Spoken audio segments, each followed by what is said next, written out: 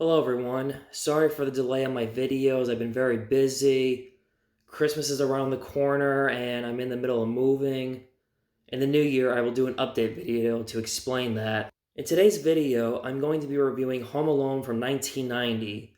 This year marks the 30th anniversary when Home Alone was released. I figure what better way than to celebrate is by making a YouTube video and giving my honest thoughts and opinions on Home Alone. Home Alone was released on November 16, 1990. The film grossed $477.1 million at the box office. It was well received by critics and audiences, and yet had some mixed reviews. Today it has a fan following and is considered a Christmas classic. The McAllister family plan a trip to Paris to spend time with their family for Christmas. One windy, stormy night causes a power outage. The family oversleeps and are late for the airport for their flight. Their younger son Kevin is left home alone by accident. Kevin's mother tries her best to get back to him. Kevin thinks that his wish came true, that he made his family disappear after misbehaving the previous night.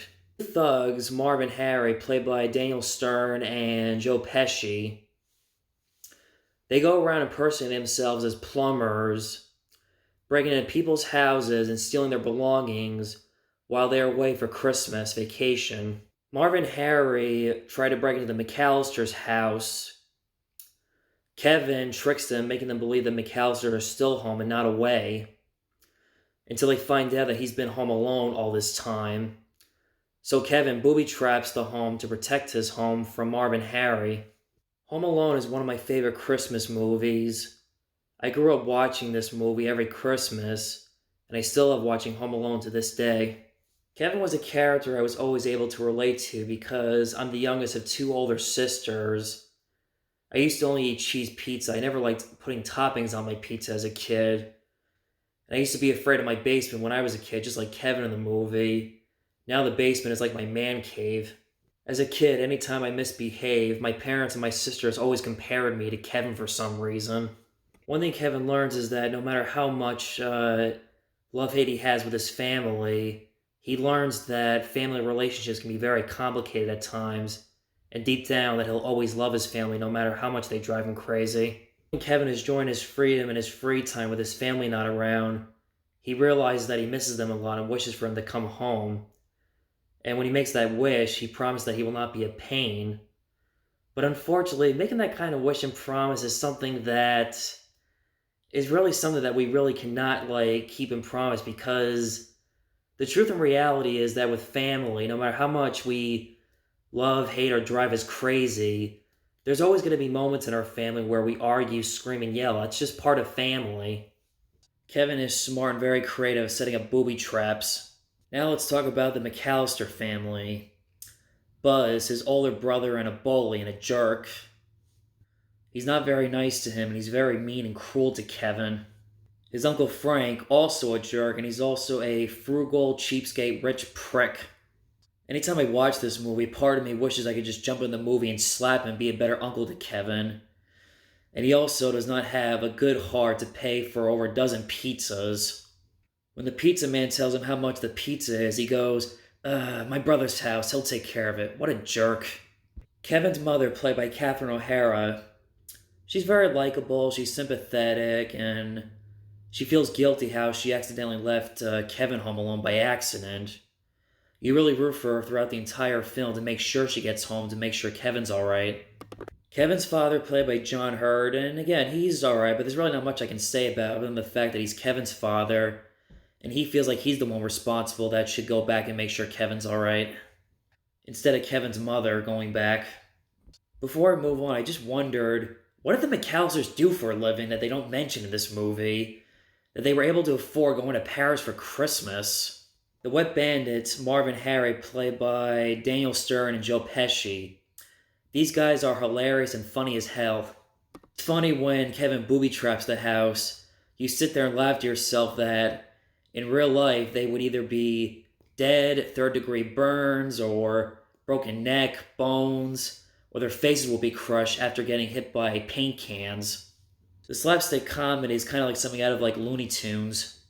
Out there who's studying to become a medical doctor, a chiropractor, a massage therapist, or a physical therapist, or a nurse, you can go on YouTube and look up PhD students analyzing the booby traps. A bad way to study for anatomy and physiology. The opening scene when we see the McAllister's house and Christmas lights decorations. It really puts you in that Christmas mood and that Christmas spirit.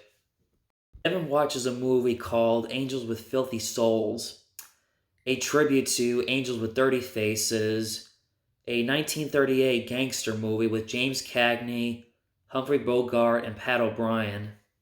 Kid watching this movie, I used to think this was a real film, but even before, when the internet was around the time the internet was coming around, I looked it up and I found that it was just a fake and a tribute to the movie Angels with Dirty Faces.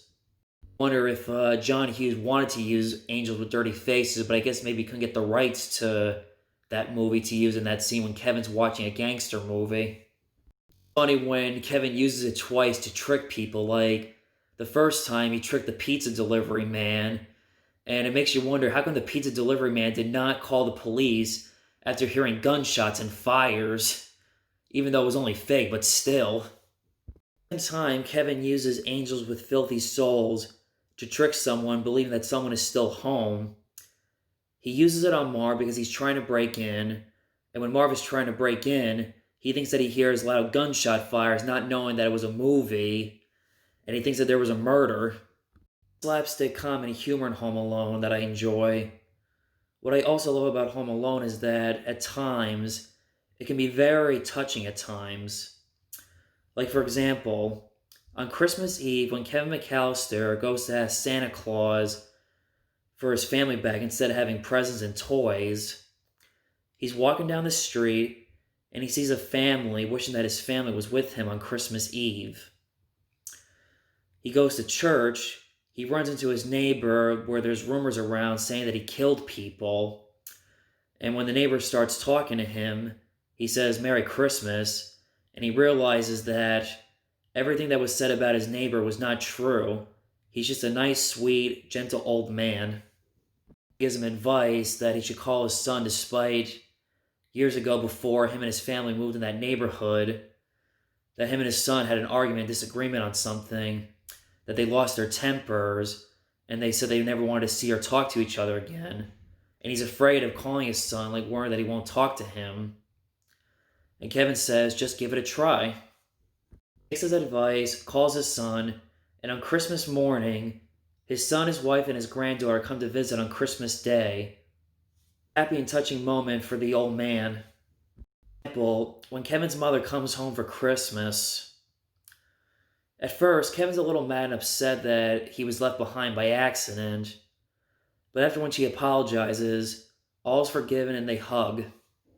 He was known as the voice, and also was very well known for his great, happy, beautiful ending finales.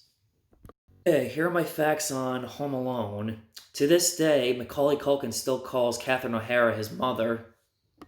Kevin looks at in Buzz's room that his girlfriend was actually a boy in the picture. Earlier, that's always been one of my favorite funny moments in the movie when Kevin looks at a picture of Buzz's girlfriend. His response is, "Buzz, your girlfriend, woof," and then he breaks the picture. Forget that he was making a family film at times. He would accidentally shout out the F word, and Chris Columbus advised him to say fridge instead. Reunion for Catherine O'Hara and John Candy. Back in the 1970s, they starred in an independent TV show from Canada called SCTV. It was like SNL. Stern did not think this film was going to be a success. When they were acting, they were trying to be over the top and not putting any effort into it, not realizing that their acting was actually good. Improvised a lot of his lines. Not only Daniel Stern, a lot of the lines in these movies were improvised. For example, "You guys give up? Or are you thirsty for more?" Joe Pesci accidentally bit Macaulay Culkin's finger by accident, and Macaulay Culkin has a scar from that. Speaking of Uncle Buck, John Hughes got the idea for Home Alone.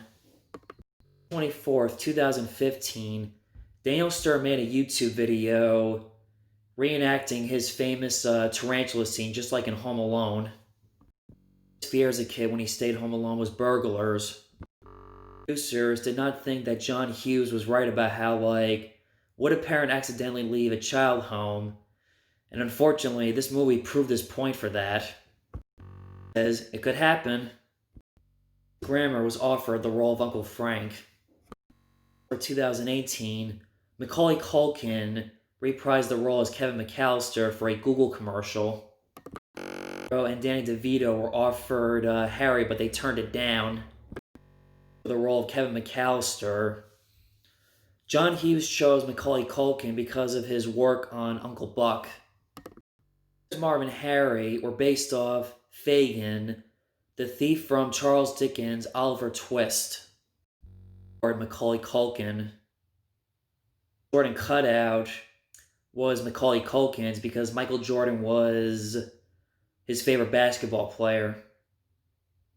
Job of tricking Marv and Harry believing that his family's home. Okay, so that was my review on Home Alone. Hope you enjoyed it.